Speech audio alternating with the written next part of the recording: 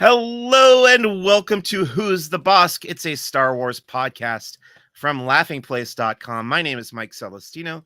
I am your host. I am the lead Southern California reporter and editorial director for Star Wars content at Laughing Place. This is episode number 179 of Who's the Bossk, and we will be talking about the new episode, the fourth episode of The Bad Batch, the animated series on Disney Plus from Lucasfilm, Star Wars The Bad Batch, Season 3, Episode 4. That discussion's coming up later on in the show. And for that discussion, I have invited back on the show my friend and fellow Laughing Place reporter, Mike Mack. Mac, how are you? Thank you for coming back on the show. What's been going on? I'm good. Thanks for having me back. Not much at all. Marvel has slowed down, so I'm ready to jump into Star Wars. Right. We should mention that Mac is the co-host of Laughing Place's Marvel podcast, which is called the Zzzax of Life. You guys did an episode recently, I saw, all about the Fantastic Four casting, which just got announced like a week or two ago. I was on the show, on your show. How long ago was that? A year? And we did fan casting for the Fantastic Four. How did the actual cast live up to your expectations? Yeah, we talked about that on we talked about our draft when you were on that in this most recent episode, and none of us got a single casting right at all. So we were not close. I like the cast, though, without going into too much detail. I think Pedro is an interesting choice, but I think it's a choice that Marvel needed to make right now. Yeah. So I like it, though. I'm excited. Here's the thing that bugs me about Pedro Pascal being in the Fantastic Four. Have no problem with him as Reed Richards. Mm-hmm. I'm excited to see what he does with it. But the whole thing with the Mandalorian, the whole reason they created this character that couldn't take his helmet off is because Pedro Pascal would not commit to being in an ongoing series where he had to show up on set.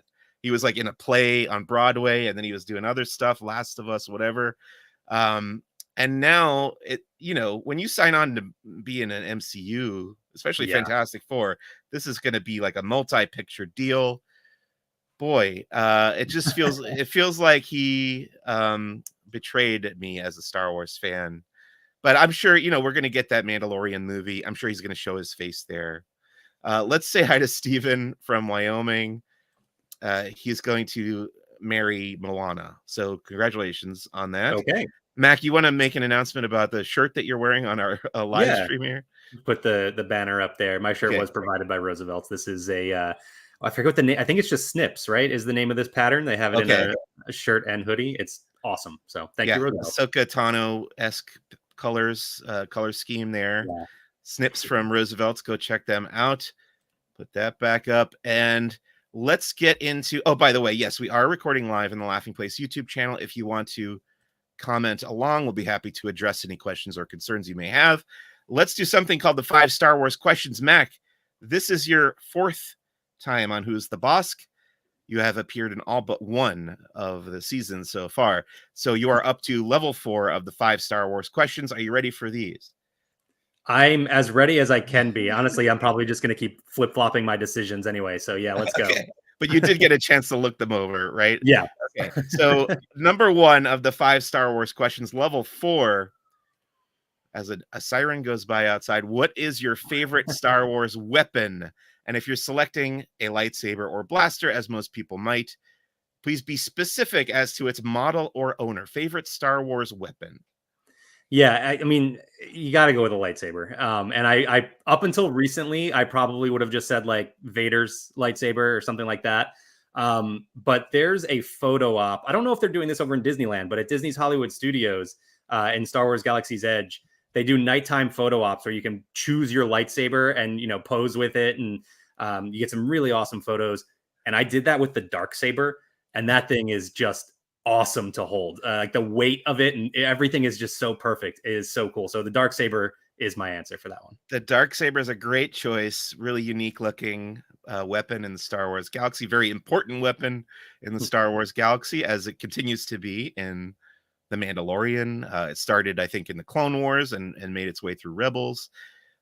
Great choice there. Number 2, which Star Wars actor has had your favorite career outside of Star Wars? I can't tell. So, quick peek behind the curtain here. Mike gave me these questions to look over yesterday, and I can't tell you how much time I spent on IMDb after you sent these over. But it came to me way too late. But my easy answer is Natalie Portman. Okay. I love Natalie Portman in so many different things, but my favorite movie of all time is V for Vendetta, and Okay. which she is one of the stars of, and she's incredible in that. She's also in the MCU, obviously, has a big role there. So, I mean, shout out to Samuel L. Jackson. That's an easy answer. I feel like somebody has to have chosen that one before. I believe that was my choice when I answered this question. Yeah. I mean, I feel like he's had such a crazy career, so that's an easy pick. But and Pedro is quickly working his way up there too. But Natalie has that for me.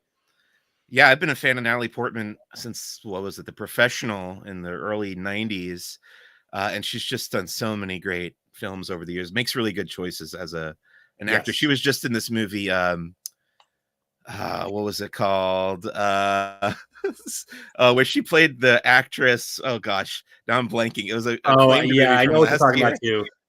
I didn't see it, but I heard it was great. I heard she was incredible. It's gonna come to me later, but I watched it. It was really good with Julianne Moore.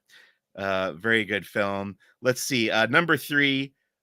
Same question with director. So, which Star Wars director has had your favorite career outside of Star Wars? It could be a director of a Star Wars movie or a director from Star Wars TV. And which of them has had your favorite career outside of Star Wars? Yeah, I mean, I feel like the expectation here would be for me to choose like Favreau or Taika, given their MCU influence.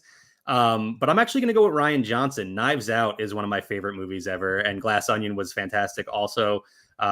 So yeah, that's going to be my pick there. But again, Favreau or Taika easily could have been my pick too. All great choices, and Rian Johnson, of course. We're fans of him here at Laughing Place. I think pretty much everybody on the LP team is a Rian Johnson defender and appreciator. I did look it up, by the way, since I blanked on the title of that movie. It's called May December. Yes, there you go. Check that one out. I think it's on Netflix with Natalie Portman, Julianne Moore. Good choice on all 3 of those. Let's go to number 4. I like this question. What is your favorite Star Wars reference or Easter egg in other media? For example, you've got that scene in Back to the Future where Michael J. Fox, Marty McFly says, "My name is Darth Vader." Like anything like that. Right. I'm going to guess yours might be from the MCU. No, actually. Although there's definitely some good ones that I could have gone with there. Yeah. But no, I'm going to kind of cheat on this one, and it's going to be very broad. I'm just going to say Family Guy. Family Guy has 3 episodes where they just redid the original trilogy, and they are incredible. There's also so many other references throughout, the whatever they're on now, 22 seasons of Family Guy. So yeah, but those like the Blue Harvest, something, Dark Side, and I can't remember the title of the third one, but all so good. Family Guy kind of made the phrase Blue Harvest household phrase. Before that, it was a very obscure Star Wars reference. It was the working title of Return of the Jedi, which was odd that they chose it to be the title of the A New Hope episode.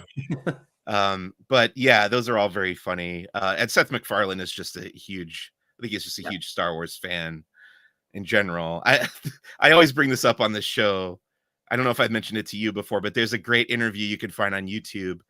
It's Seth MacFarlane talking to George Lucas, interviewing them, one-on-one interview. And Seth MacFarlane challenges George Lucas to name, like Seth would hum part of the score, the John Williams score, and challenges George Lucas to name the scene that it came from. And I think he failed on like all 5 of them. But it definitely proved to me that Seth MacFarlane is a real legit, probably, original generation Star Wars fan. Let's get to the last one of these 5 Star Wars questions. Level 4. What is your favorite Lucasfilm project outside of the Star Wars franchise? Now, you came on the show, the first time you were on the show, we talked about Howard the Duck. During my 50th anniversary Lucasfilm retrospective. Is that going to be your choice here? It's not. No. I'm not even sure how many other Lucasfilm projects there are, but Howard the Duck is near the bottom of the list for sure. No, the easy answer here is probably Indiana Jones, right? But I'm not actually a big Indiana Jones fan. Okay. So I'm going to give you a little bit of a deep cut, a Tony Betty answer, if you will. Yeah. I'm going to go with extraterrestrial alien encounter over in Walt Disney World. That's going to be my pick. Yeah, and Tony actually was my guest for that episode, which I think I wasn't aware that George Lucas was involved with that attraction until Tony pointed it out to me. But yeah, he like showed me the sign that said like from the mind of George Lucas. So whatever tangential involvement that George Lucas had, yeah, great choice. I did that a couple times as a teenager when that was still at Magic Kingdom, and it was pretty scary. So, yeah, I only got to do it once when I was far too young to have done it. I think my parents were probably just like, it's Disney World, it's fine, like nothing's gonna be too intense. And no, right. I was probably like 8 years old, and it ruined me.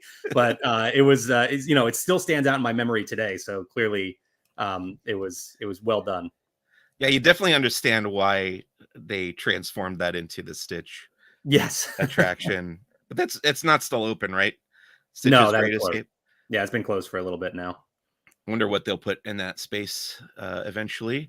Okay, that's going to bring us to the end of the 5 Star Wars questions and to this week's Star Wars headlines. I reviewed a book. I read and reviewed a new novel called Star Wars: The High Republic, Defy the Storm. It's written by Tessa Gratton and Justina Ireland. I was super looking forward to this book because I loved the previous one that these two authors had collaborated on together. I didn't like this one quite as much, but is still, I would say it's pretty good. It's about 3 protagonists, three female protagonists actually from the High Republic era, crossing what's called the Storm Wall, which is this big kind of force field around half of the galaxy that this villainous faction of marauders called the Nihil have set up. And they cross there, they go into enemy territory, and it's about 3 different missions that they have. They each kind of have their own personal reason for going into enemy territory. And yeah, it's pretty interesting. It's a nice long novel. Really enjoyed the adventure that they go on. I just think it wasn't quite as focused as their previous novel together, which was called Path of Deceit, I believe. Mac, are you familiar with the High Republic at all? Not all that much, and mostly it's just from the episodes that I have been on the show with you previously. I feel like every time there's always some sort of High Republic project going on. Yeah. So. And I feel like now we're getting into this period where around, I think probably around the summertime, we're going to get this live action series called The Acolyte, which does take place at the very end of the High Republic era. So I think that's going to open up this era, this period in the Star Wars timeline to a lot more fans, especially people who tend to only tune in for the live action stuff or even the animated stuff. So I think it's going to get more high profile as this year goes on. But right now it's been mostly on the publishing side. Speaking of publishing, I did read and review one comic book that came out this week called, here it is right now, right here, Star Wars Thrawn Alliances #2. This is the continuation of Marvel's adaptation of Timothy Zahn's novel Star Wars Thrawn Alliances from 2018. Really enjoyed that book. The comic book adaptation is really good as well. It actually begins, or some of it takes place on Batuu from Star Wars Galaxy's Edge. So you get to see Darth Vader and Grand Admiral Thrawn kind of team up to travel to Batuu. And then there's also flashbacks to Thrawn at a younger age teaming up with Anakin Skywalker as they also travel to Batuu. And these missions are kind of interconnected, and there's a mystery about what's really going on there. And this is a great thing to go out and read if you were watching Ahsoka. Did you watch Ahsoka, Mac? I did, yes. And there was that line where Thrawn talks about how he knew Darth Vader and he knew Anakin Skywalker. And you're like, well, how did, what's the story behind that? This is what they were referencing. It was this novel that's now getting adapted into comic book form. So I would recommend that to broaden your knowledge of those events. Let's see. Coming to Star Wars Galaxy's Edge, speaking of Batuu, we have a limited edition Asajj Ventress Legacy lightsaber box set. And it's also coming to the DisneyStore.com, which used to be called Shop Disney. next month in March. Mac, do you have any of these legacy lightsabers? I don't, and I can't picture Asajj's lightsabers off the top of my head, but she was a character I really, really enjoyed in Clone Wars, and she's coming back soon, isn't she? Didn't we see that she's in a trailer? Yeah, she was in the trailer for the Bad Batch, yeah. which we are, she doesn't pop up in this week's episode, but we are going to talk about the Bad Batch later on, and I think that's probably why they're doing this limited edition box set right now, to tie in with her reemergence on the Bad Batch, which should be coming up within, there's still, most of the season is still left to go, but at some point she will pop up. Let's see, more collectibles from Diamond Select. Somebody wrote about this on laughingplace.com. You can go and check out the images of their new collectibles of Bo-Katan Kryze, Gamorrean Guard, and Echo from the Bad Batch, all available from Diamond Select. They all look really cool. The Bo-Katan one is her like lounging on her throne. Yeah, I did see that one. That is really cool. If you collect like statues, Star Wars statues, the Gamorrean Guard one is more like a bust, and I think the Echo one is like his head and torso. But all really cool looking. All of these are from Diamond Select, and you can see them all at laughingplace.com. Speaking of, do you know if they've done the rest of the Bad Batch? It seems weird that they would just do Echo. So I wasn't sure about that, but I did see whoever wrote this up did mention that this was continuing the line of the Bad Batch from Diamond Select. Okay. So I'm guessing they probably started with Hunter and went through the other members and then got to Echo. Yeah, Echo wasn't even in this week's episode. He's a pretty low-ranking member of the Bad Batch. Nor was he an original member of the Bad Batch. Right. That's why I thought it would be weird to start there. Yeah, and he's off like hanging out with Captain Rex now, running missions with him. So he's not even a current member of the Bad Batch, really. But more collectibles. We had images. So our fellow contributor to Laughing Place, Alex Reif, got to go to an event called the Disney Playhouse Experience, which was put on by Disney Products, and they had displays of all the new Lego Star Wars sets coming out this year I think this month, for the 25th anniversary of Lego Star Wars. Those initial sets came out in 1999 with the release of, or ahead of the release of, The Phantom Menace. It's crazy to think that was 25 years ago, but yes, it was. I remember going to Toys R Us. They had a big like Midnight Madness thing where they released all the action figures from The Phantom Menace, and then also the Lego sets. The very first ever Star Wars Lego sets made their debut that day. So I've been in it since into that collecting Lego Star Wars sets since day one. Mac, do you have any Lego Star Wars sets? No, I don't think I do. No, I'm not allowed to have my own Lego collection because my wife collects enough herself, and we just don't have space for anymore. That's fair. But no, she has pretty much all Marvel stuff. So yeah. There you go. Yeah, I have too much Lego Star Wars, and there's one set in particular that's coming out with these 25th anniversary sets. It's the hallway of the Tantive 4 or whatever they call that ship, the first ship that ever appeared in a Star Wars movie. And there's that first scene where all the rebel soldiers are waiting in the hallway there, and Darth Vader blows open the door and steps through. They've recreated that in Lego form, and I am probably going to have to pick that one up. It's really, really sweet. That's really cool. Also, what just kind of shook me for a second there is that how you pronounce the name of that ship? Because I have never known how to actually say that word. I would have always I said Tantive for a very, very long time. That's what I would have thought, yeah. But I think I heard somebody from Lucasfilm, one of the story group members, like Pablo Hidalgo, say it the other way, like Tantive, and I was like, can that really be? I said the same thing you did. Is that really how you pronounce it? But then that happens to me very frequently with Star Wars, because more often than not, I'm reading these names that don't ever get said, don't ever get said out loud in the films or the shows or anything. So I just, assume my own pronunciation. Another good example is Forlom, the bounty hunter droid. Growing up, I always said Forlom, and apparently it's pronounced For LOM. This is a completely, caught me off guard, and I was shocked. But yeah, this is internally how they pronounce these names often is Interesting. not where my brain would have gone Yeah, initially. well, reading a lot of Marvel comics, I can definitely relate. There's quite a Right. few in that universe as well. Exactly. We've got two items here that were breaking kind of after I wrote our outline. So we heard yesterday evening that Electronic Arts, the video game company, also called EA, has laid off a good chunk of its workforce, which is very sad. And we have some friends. My wife and I have some friends who work for EA, so we were concerned for them. I think they're okay right now, but it's very worrisome what's happening in the video game industry, and you kind of see this across many aspects of the entertainment industry right now. It's a scary time.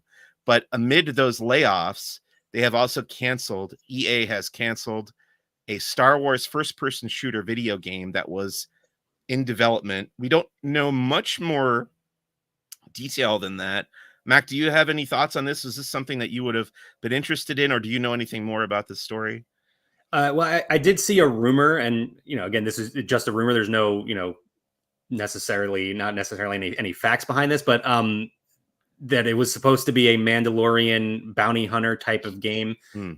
which would have been cool and makes sense, right? Like you're going to try and market the Mandalorian with it being so popular. Yeah. So yeah, that would have been interesting to me.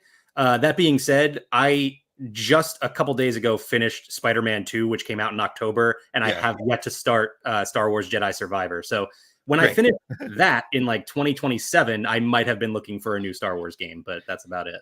Well, that was my big concern when I saw EA cancel Star Wars game. Of course, that was the headline that a lot of people went with. Mhm. My first thought was, oh, they canceled the third of these Star Wars Jedi games because it's supposed to be a trilogy, and you'll find that out when you get to the end of Survivor that it does kind of lead into a third adventure for Cal Kestis. So as far as we know, that's probably still good. I mean, they haven't officially announced that at all, but I went to an event at the Grammy Museum, I think in the fall, and the composers of the music for the game basically came out and said, yeah, we're already working on the third one. So I'm pretty sure that's still in the works from EA, but it is a bummer that they had to cancel this other first-person shooter game. And yeah, any layoffs, mass layoffs like this from the entertainment and video game industries, it's always very sad because I do know some people in that realm. I hope that their jobs are secure as we're going Mhm. forward here. Last news item from Star Wars headlines this week: the Academy Museum in Los Angeles announced they are hosting a May the 4th celebration. I think they've been doing this every year. I haven't had the chance to go though because I have so much going on every year on May the 4th, and this year I feel like it's more than ever. So if you are looking for something to do on May the 4th, you can head over to the Academy Museum. They will be playing on their in their theater there. They do have a movie theater in the museum, and they'll be playing Return of the Jedi and Rogue One. Those two movies. Why those two, I don't know. Those two aren't sequential in the timeline, but that's what they chose. And then they also have droids there for like a meet and greet. I'm not sure. They didn't say which droids, but Oh, it should be a fun time. Have you visited the Academy Museum in your time in LA at all? I have not. No, that is something that would definitely be of interest to me too. That sounds like Yeah. something I can check out.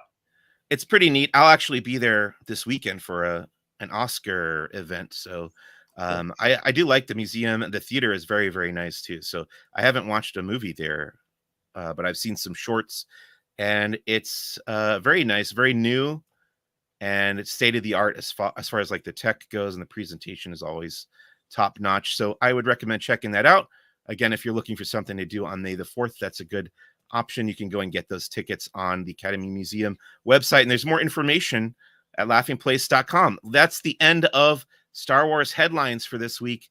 Let's get into our main topic, which is Star Wars The Bad Batch, the animated series from Lucasfilm on Disney Plus, Season 3, Episode 4.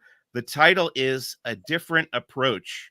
That's the name of this week's episode. But first, let's rewind a little bit. Mac, I don't think you've come on to specifically talk about a Bad Batch episode, have you? I know you've done like Mandalorian. I think we Maybe. did last season. I think we did one because I remember talking about specifically Crosshair's storyline. So Okay. yeah, You might have come on when there was like an overlap last yeah, year where there were Mandalorian and Bad Batch episodes coming out at the same time. Uh, Thankfully, they've kind of spread it out a little bit more this year. yeah. But in general, what has been your experience with the Bad Batch? Do you like this show? Have you been found yourself invested in these characters over the past couple years? I do really like this show, and it's one of those things where, like every time it comes back, I'm like, I'm not all that excited about the Bad Batch. It's a corner of the Star Wars universe that I'm not all that interested in, but it's Star Wars, so I'm gonna watch it. I'm gonna turn it on, Yeah. and then every season, by the end of it, I'm like, I am hooked on this show. I absolutely love it. But I don't know how it keeps surprising me, but no, I do really enjoy it. So we're here in the third and final season of the Bad Batch, and we had the 3-episode premiere last week. Sarah Woloski came on this show to talk about that. What did you think of that 3-episode premiere? I really enjoyed it. I think Bad Batch does have a way of like they go on these little side quests and you kind of get away from the main story for a little bit. And so episode to episode it can be hit or miss, but I feel like they're really, I mean, this being the final season, they kind of have to tie things up. So it feels like they are keeping that consistent thread more so this season. So yeah, I'm invested so far, 4 episodes in now. Okay, great. So that brings us to this week and the episode entitled A Different Approach. This was directed by Saul Ruiz, written by Ezra Nachman, and the story editor was Matt Michnovitz again. Let's get into this. What were your initial thoughts coming out of this week's installment of The Bad Batch? My biggest takeaway here is that Omega is such a more interesting character this season. Okay. If you had given me an Omega episode, granted Crosshair is a big part of this too, but Yeah. an Omega episode last year, I may have just zoned out for most of it. But this season, she's become such a more interesting character to me. And so, yeah, I really got behind this one. And, like I was saying, Crosshair has been my favorite character in this show as a whole. So pair those two up. I thought they did a really good job with this one. Yeah, so this is the first time we've really seen, I mean, they've had conversations here and there, especially when they were both being held captive in Mount Tantus. But this is the first time that Crosshair and Omega have had the chance to like go off on an adventure together without, he was mostly on the villain side for the other 2 seasons. So it is a pairing we haven't seen a lot of. It was interesting to see this relationship between these 2 characters develop in this episode. So that's really what's going on here. Otherwise, to me, there wasn't a lot of forward momentum in this episode. In fact, I was thinking at the end, because we get that final, just to jump ahead to the final scene of this episode, where Omega and Crosshair land on that moon, and the other members of the Bad Batch, which is really just Hunter and Wrecker right now, are waiting there for them to rendezvous with them. That's the big thing that happens in this episode as far as like the forward momentum of the plot. Other than that, I thought there wasn't a lot of other stuff going on. It was really just kind of an excuse to have Omega and Crosshair spend some time together. To me, we do see them, they kind of crash land on this planet. They make their way into this settlement. They're trying to figure out how to get off world to meet up with their allies. There's a little bit of like attempted bribery going on. There's some gambling going on.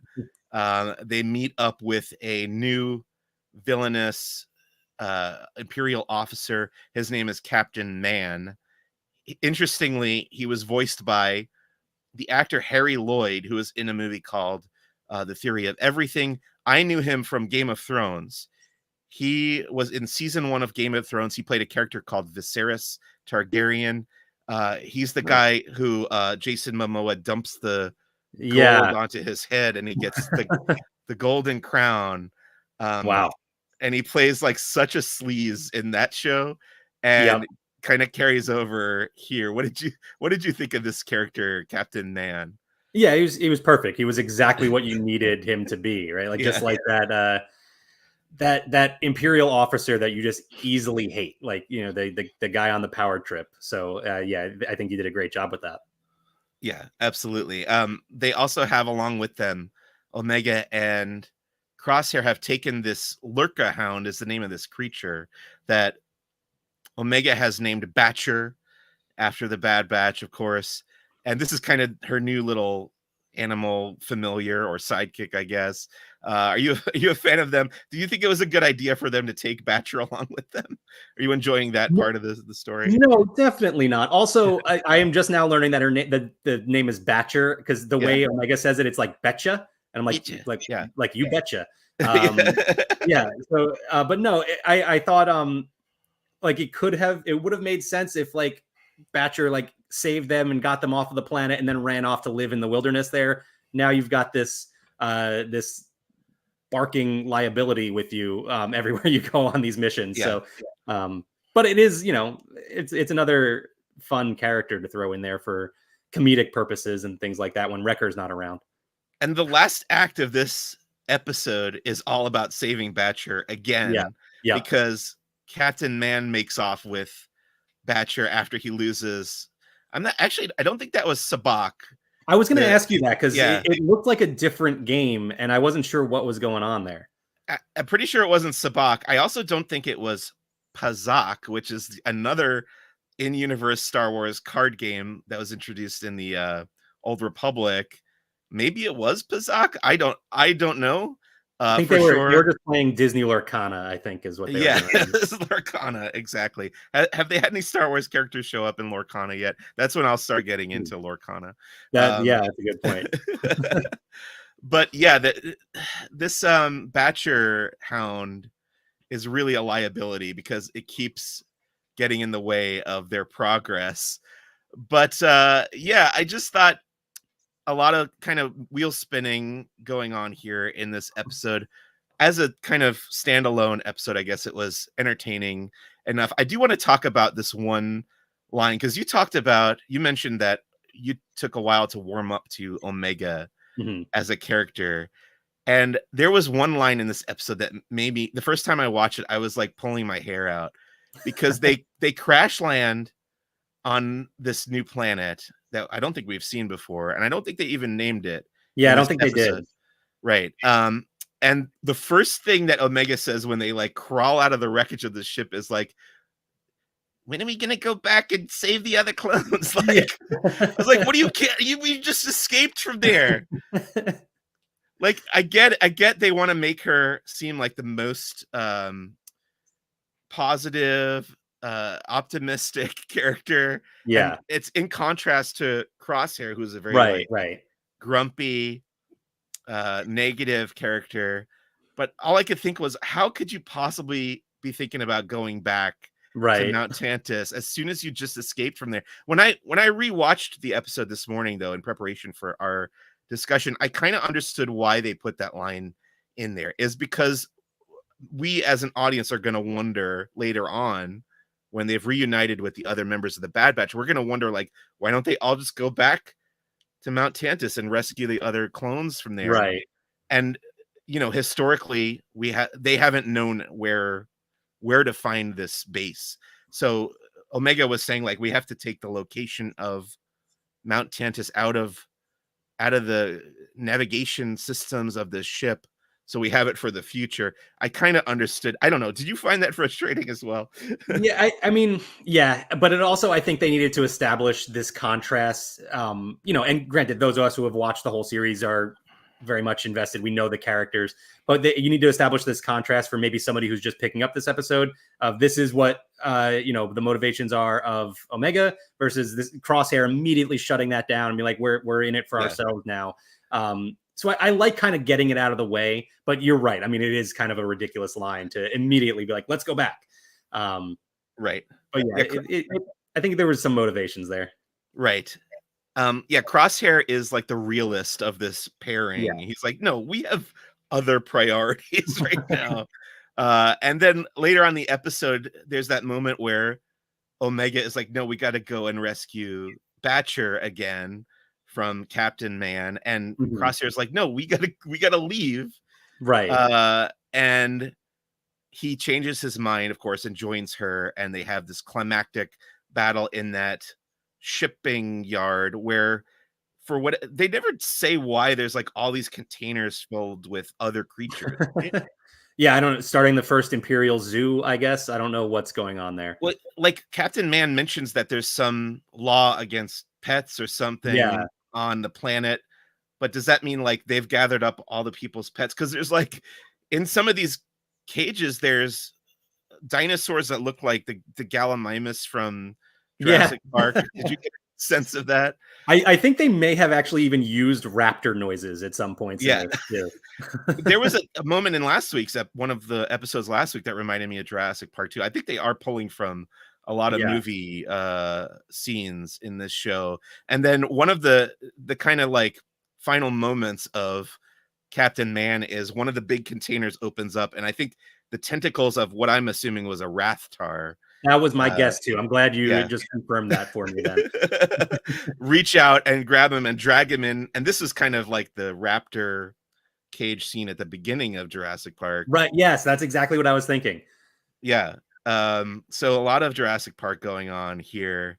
I don't know. Did you have any thoughts? Yeah. We just needed Man to call out for the soldiers to shoot her. Yeah, shoot her.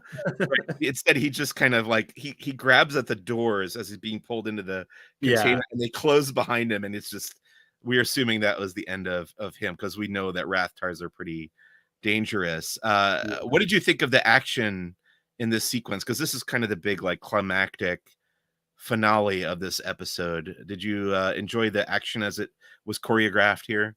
I did, and I think this is part of why Crosshair is my favorite character in this show. Is that his action sequences are just awesome. The way he'll just like kind of peek around a corner and then just no look shoot, and just it's just awesome. And now they've got this narrative of him having the shaky hand now too. So there's a lot more. I don't know. There's a lot more weight on every shot he takes now. So I enjoyed all of the Crosshair fight scenes throughout this series. Well, we did have that line that paid off where he says like, "Oh, my skills are being wasted here." Yeah. And Omega says noted. I really liked that moment because you can see kind of the gears turning in Omega's head where she's trying to negotiate with Captain Man and it's not working, and she's like, fine, you do it your way. And this is kind of where the title of the episode comes from, a different approach. Yeah. Where Crosshair just wants to let loose and shoot a bunch of dudes. So I did appreciate that. That was a pretty good payoff. Then we get to like we talked about, the very end. So we see, actually, to shift gears here a minute before we talk about the end, not Captain, but Dr. Royce Hemlock, this character voiced by Jeremy Renner. Yeah. he looks a lot like Jeremy Renner. We get a couple scenes with him in this episode as well. So it cuts to Mount Tantus where he's interrogating is it Tanway? One of those kind of Kaminoans. I've got it here. Nala Se is the name of this Kaminoan scientist, and he's talking about how Omega and Crosshair got away and maybe blaming her a little bit. What did you think of this scene? What did you get out of that scene in the interrogation room? I am really liking Hemlock's story. I'm liking the way that they're building him up as a villain. And I don't feel again. I mean, what is it? Nala Se is her name. Yeah. I don't have a good feeling for her in the future. I feel like things are not trending in the right direction for her story to continue for much longer. But I think she'll be used as that sort of emotional moment that makes us hate Hemlock even more. And so I feel like the dominoes are sort of being set up there.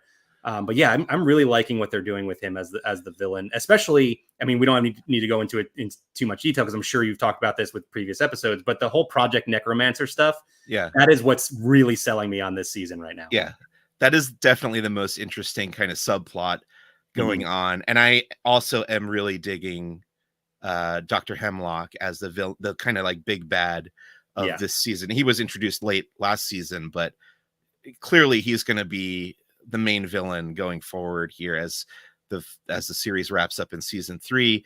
And then we get another scene with him near the end where he shows up at that planet where Omega and Crosshair were. He's investigating the crash site, and he's basically saying, we got to it's kind of like The Fugitive or whatever.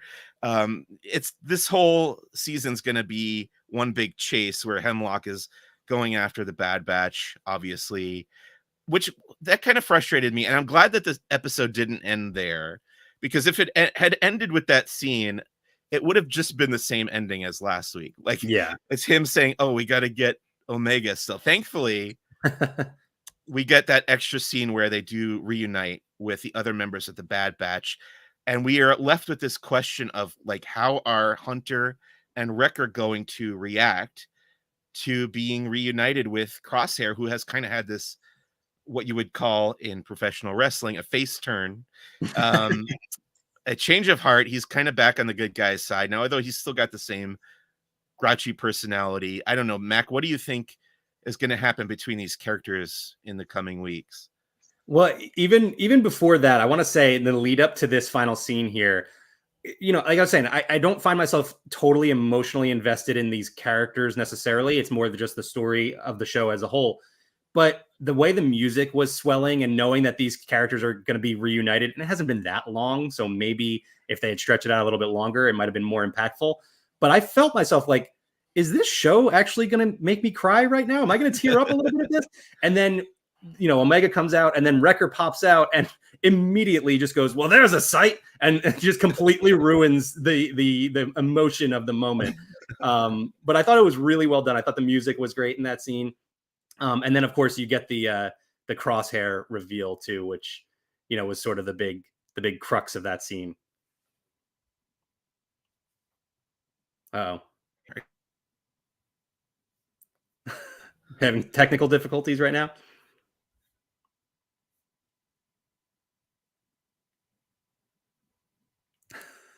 I don't know if we've lost Mike or if we've lost me, but yeah, looks like we're.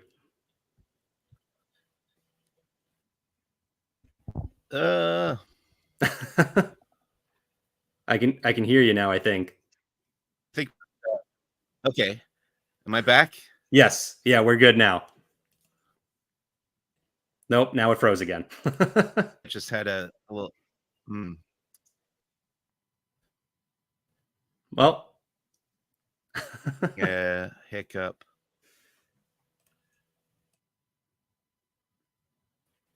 Hey, I'm gonna go back out. Okay.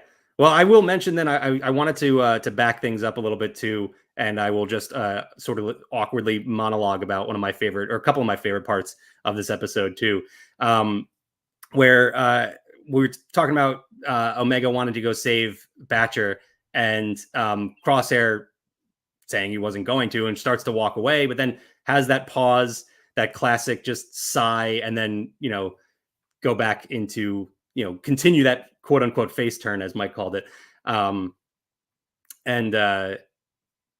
I like that they had that moment. Like there was a good pause there that really like established what's going on with the character internally.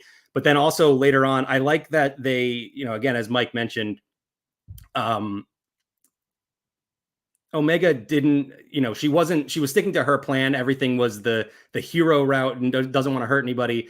And then she has that moment finally where she's like, all right, fine, we'll try it your way. I don't know if that was the exact word she said, but something along those lines. So I like that it wasn't just Omega completely changing Crosshair, but also them sort of meeting in the middle a little bit. That led to that awesome action sequence. So I really, really liked what they did with these two characters in this episode.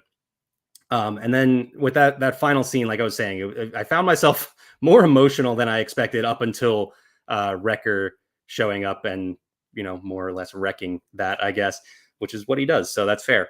But then, yeah, getting the reunion between Hunter and Wrecker and Crosshair is really interesting. And I'm not sure where they're going to go with this. I think obviously there's going to be some level of distrust going forward, but it'll be interesting to see what how long it takes them to rebuild those bridges, as I continue to just try and vamp until Mike can get back on here.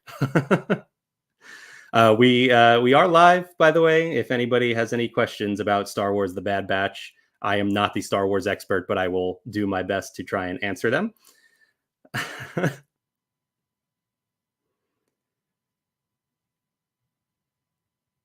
This is going to be an interesting recorded podcast as well. So, Mike, I apologize for the editing you have to do, but my vamping can only go for so long.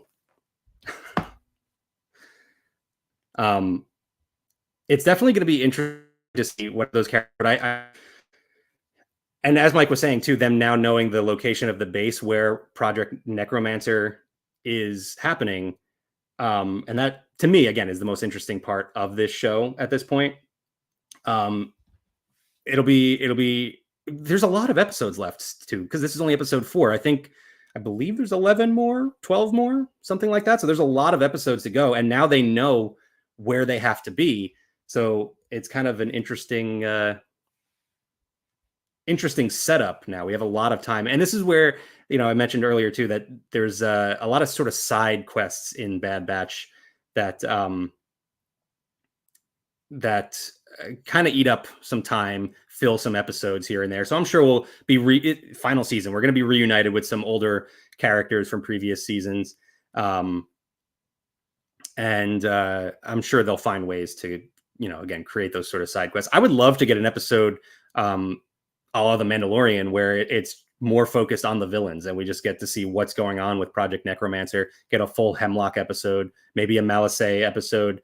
Because again, they have a lot to fill. So it'll be really interesting to see what they do to fill that time.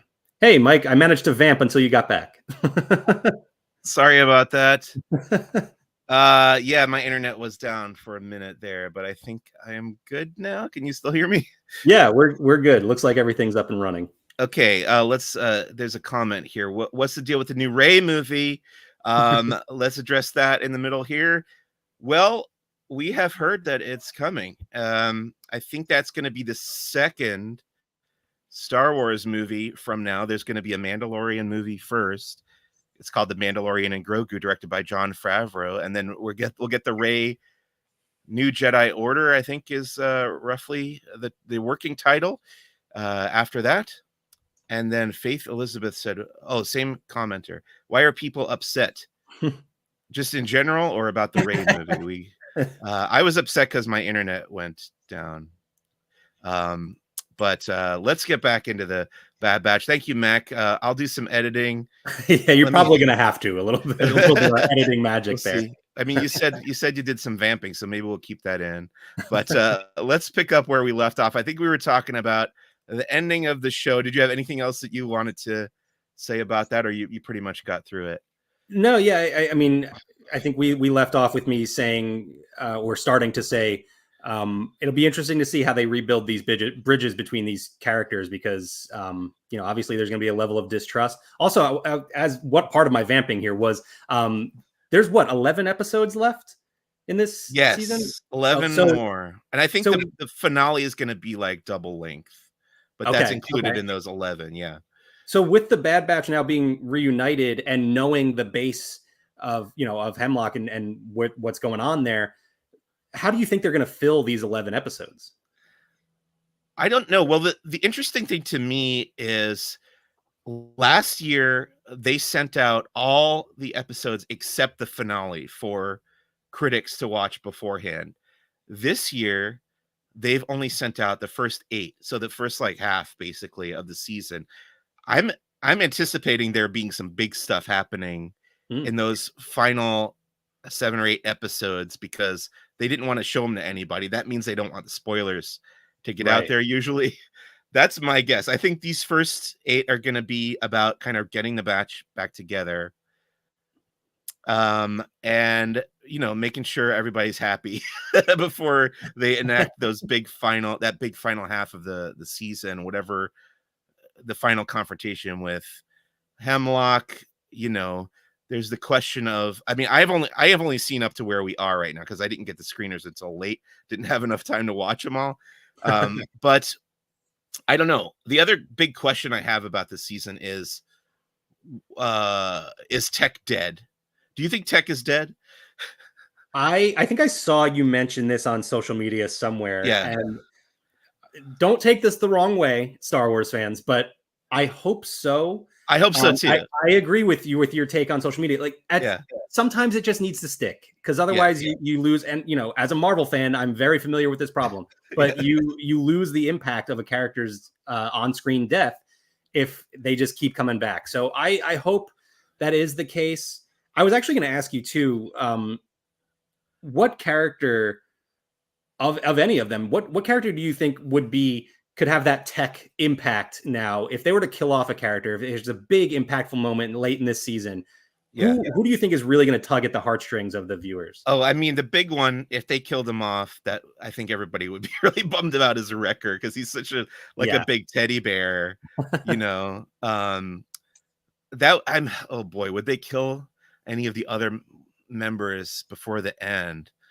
Gosh, I don't know. I like to think that Omega survives for sure. Right. But then the question becomes, like, where is she later in the timeline? Like, and that's and I think, and not guessing who is going to be, maybe none of the characters die, we don't know, but it is Star Wars, right. But so I think Omega could create, like, that could be a really tough emotional scene that would be, a really strong piece of a finale for the series. So not making a guess or anything, just throwing that out there, that would be really interesting. Right. And like I said, I haven't seen past where the episodes that have been released, so I don't know anything that's coming up except the little tiny hint that Sarah gave last week, which I won't repeat here. But no, it wasn't even anything major. So very curious to find out what's going to come up in these remaining 11 episodes. Is there anything else that you want to say about the Bad Batch in general, or your hopes for the final season here? No, my only other guess for what's to come in these next 11 episodes is that, and I mentioned this earlier, this show kind of goes on a lot of side quests. I think with this being the final season, we'll probably see a lot of characters brought back from previous seasons. We'll see them again. So I think you'll see some filler type episodes in there.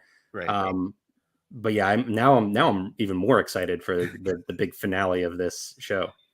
Right. I think we heard or we saw in the trailer that oh man, because of the problem with my internet, my brain is elsewhere right now.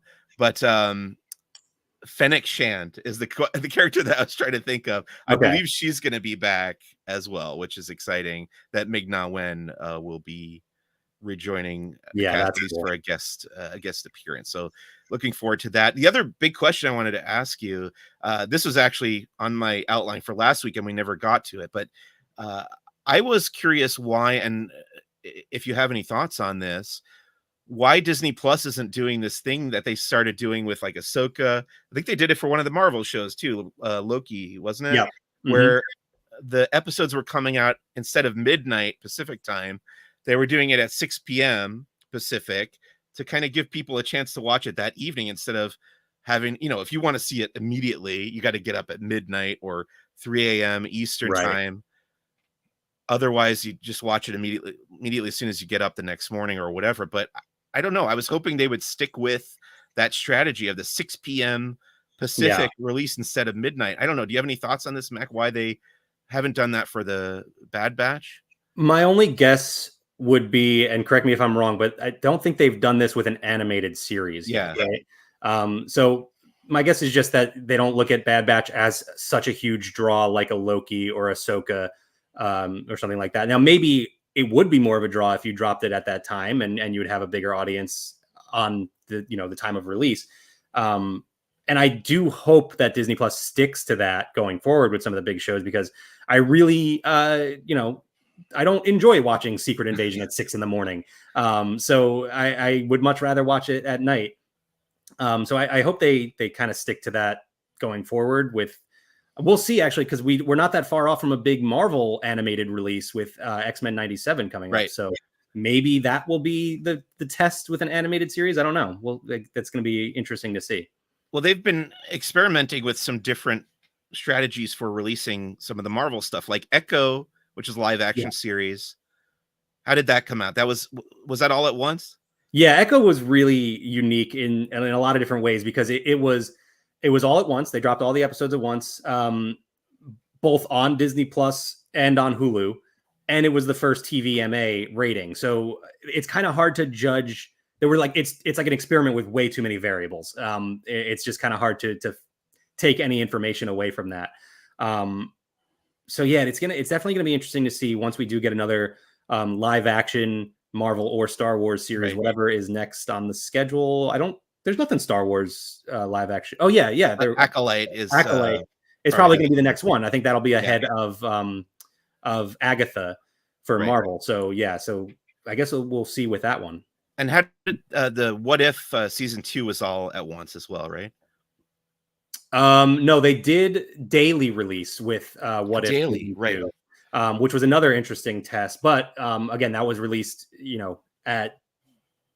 Actually, I think that did have a weird time, if I'm remembering correctly. It might have been like early in the morning. I'll have to look that up again. Okay. But, yeah, I did watch episodes in the morning. So I'm not sure if it was night or it was a weird time. And that was it was like Christmas week. They did it once a day. Yes. Yeah. Interesting. Yeah. So very curious to see as they figure out. I mean, we're still kind of in the infancy of this streaming era, and they're trying to figure out how to get the most out of the money that they're investing in it. So that's the end of our discussion of the Bad Batch for this week. Let's get into our final segment here called First Steps into a Larger World, where we talk about the media that we've been consuming and or enjoying outside of Star Wars. My example this week was kind of I wouldn't call it a hate watch, but it was definitely like with my friends and I, every once in a while we'll get together and watch a bad movie, intentionally watch a bad movie. This movie Night Swim came out. Okay. In January, and I saw the trailer for this movie. It's about a haunted swimming pool, and I was like, this is going to be hilarious. And we watched it. It did not disappoint. It's really just completely absurd. Like halfway through the movie, this actor Wyatt Russell, who's the son of Kurt Russell, he's the dad in the movie, and he gets possessed by the swimming pool, which is just like, who's coming up with this stuff? This is incredible. I would recommend watching this. It's completely nuts and really entertaining. so that's my choice for this week, Night Swim. Hang on, I saw the trailers. I saw the trailers for this movie. The pool itself was possessed. That's what is happening here. So the pool, there's at the beginning, I was like, oh, is there going to be a scene in this movie where the mom like goes to a library and researches like the history of this pool? And that happens. That scene happens, but she's like doing it on the internet, but I think she is in a library, and she finds out through that research and then goes and like visits this elderly woman who used to live at that house, and the history that woman tells her and the research tells her that the pool sat on an old like swamp or a natural spring, basically, that was, I don't know, it had some kind of mystical properties that would heal people. It's so muddled and confusing and ridiculous, but in a wonderful, wonderful way that I can't recommend enough, really. If you enjoy like cheesy horror movies. Yeah, in a how did this get made type of way. Exactly. I actually said because we have tickets to an upcoming live show of How Did This Get Made. I was like, I really hope it's Night Swim, but my wife Tori told me they don't do a lot of like recent movies. Like it would be too recent for them. So they've done some, and actually that transitions nicely into what I was gonna say. Absolutely loved Madam Web, just a great Marvel movie. No, I'm joking. I haven't seen it yet. It was I've heard. I'm actually more interested in seeing it now based on the reviews of this movie. But me too. At some point when I have a night free, I might run over there and run over to an AMC and check it out. But have not subjected myself to seeing that just yet. In the lull of, we're actually kind of in between TV shows right now. We don't really have anything we've been watching. So in this lull, I have been rewatching Daredevil.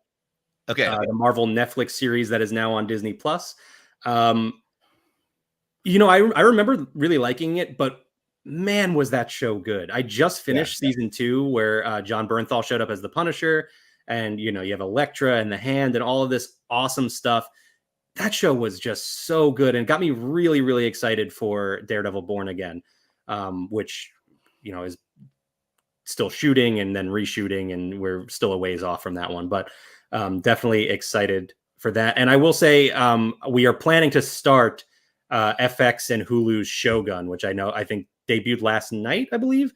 So yeah, I'm really excited about that one. I've heard really great things, so I'm probably hopefully going to be watching that tonight. I've seen the first couple Shoguns. Very good show. We have also been watching Daredevil, and we kind of do a piecemeal. Like, we've been going through that show for like years by now, but we're only like 2/3 of the way through season 2 with the Punisher. So hopefully we will complete that by the time. When do we know when Born Again is coming out? We don't have a date for Born Again right now. We do have an up-to-date schedule on laughingplace.com of all the MCU projects that we know are coming. But yeah, Daredevil Born Again has been pushed back countless times for countless different reasons. So yeah, cool. Daredevil's great. Enjoying it. It feels very adult compared to so much of the MCU. But real good show. Enjoy that. Recommend it. And Shogun, good as well. Oh, and I wanted to say about Madam Web. We've got Morbius coming to Disney Plus soon, right? Yeah, we do.